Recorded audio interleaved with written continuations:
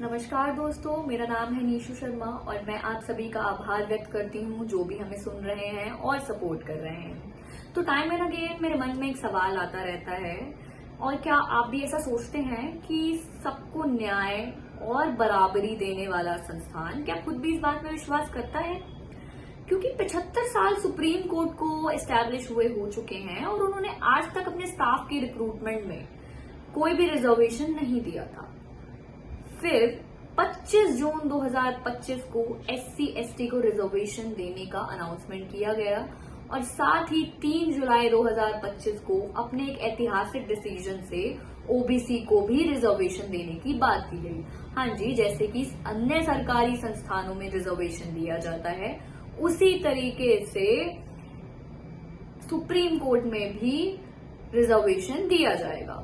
और ये डिसीजन के पीछे हैं CJI BR गवई, और उनका कहना ये था कि जिस तरीके से अन्य संस्थानों में रिजर्वेशन दिया जाता है, उसी तरीके से सुप्रीम कोर्ट में भी रिजर्वेशन दिया जाना चाहिए। और उनका अपॉइंटमेंट ही अपने आप में एक हिस्टोरिकल मूवमेंट है, क्योंकि वो भारत के सुप्रीम कोर्ट के ओनली सेकंड CJI हैं जो कि दलित कम्युनिटी से आते हैं।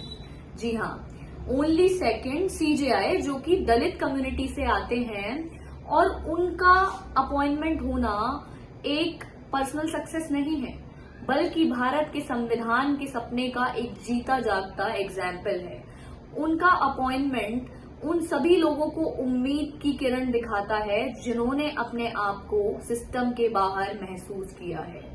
और ये बात सिर्फ एक कुर्सी की नहीं थी, ये उन सभी लोगों को उम्मीद देता है कि उस कुर्सी तक समाज का हर वर्ग का व्यक्ति पहुंच सकता है। जी हाँ, हर वर्ग का व्यक्ति उस कुर्सी तक पहुंच सकता है। तो बात करते हैं वापस से हम रिजर्वेशन की। जो ये रिजर्वेशन है ये पोस्ट बेस्ड होगी। अब आप सोच रहे होंगे कि किसी और तरीके की भी रिजर्वेशन होती है। हाँ जी, 2 तरीके की रिजर्वेशन मेनली होती हैं, एक पोस्ट बेस्ड, एक वैकेंसी बेस्ड। और सुप्रीम कोर्ट के सामने भी ये क्वेश्चन टाइम एंड अगेन आता रहा है। 1995 का सबरवाल केस एंड 1992 का इंदिरा साहनी केस में भी कुछ ऐसे ही सवाल सुप्रीम कोर्ट के सामने आए, जिसमें कंक्लूड करते हुए सुप्रीम कोर्ट ने कहा कि जो ये रिजर्वेशन है पोस्ट बेस्ड होना चाहिए।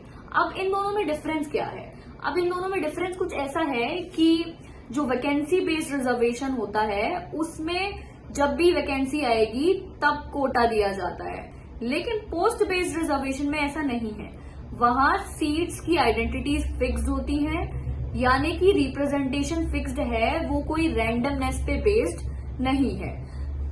तो इसी वजह से सुप्रीम कोर्ट का भी कहना है कि जो ये रिजर्वेशन है पोस्ट बेस्ड होना चाहिए, और ये रजिस्ट्रार, अटेंडेंट जैसे अन्य पोस्ट के लिए दिया जाएगा। हाँ जी, तो फिर लोगों के मन में टाइम एंड अगेन एक और सवाल आता है, क्या रिजर्वेशन ठीक है या रिजर्वेशन गलत है?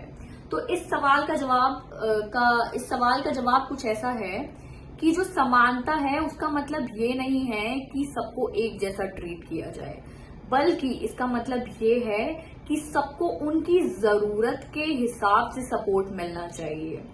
जी हाँ, समानता का मतलब ये है कि सबको उनकी जरूरत के हिसाब से सपोर्ट मिलना चाहिए, और रिप्रेजेंटेशन का मतलब ये है कि समाज के हर वर्ग का व्यक्ति टेबल पर एक साथ हो और हर डिसीजन में हर किसी व्यक्ति के व्यूज की जगह हो।